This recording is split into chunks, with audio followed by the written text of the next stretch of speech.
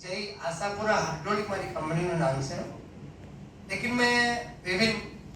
11 વર્ષથી એક પર્યાવરણ પ્રેમીને રૂપ પર કામ કરું છું ઉમરગાંવથી લઈને રાજસ્થાન સુધી દર વર્ષે અમે 11000 પૌધા અહીંયાથી લગાતા રતનપુર બોર્ડર સુધી લઘુ ઉદ્યોગ ભારતી જેડીસી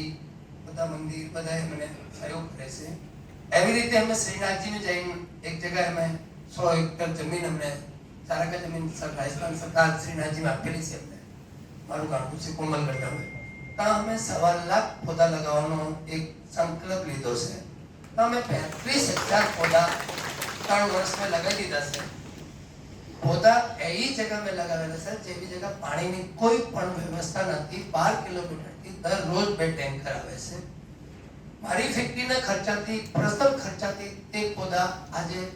3 વર્ષના પૌધા અહીંયાથી અમે લઈ ગયા હતા ટેલર में एक टेलर में 35 टनના टेलर में सिर्फ 800 पौधा જ આવે છે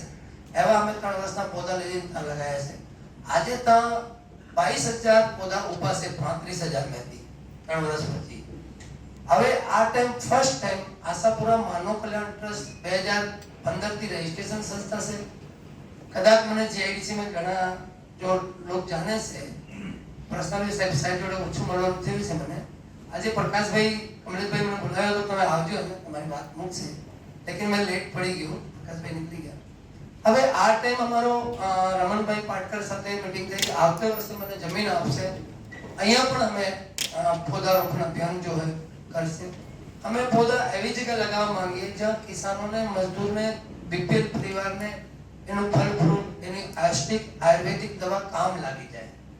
केम के हमें जितना पण शहर में पौधा लगाव से शहर में पौधा एक हमारो फॉर्मेलिटी ने आधार पर हमें लगाइए से टाइम मारो विचार से कि मैं बम्बई थी स्टार्ट करूं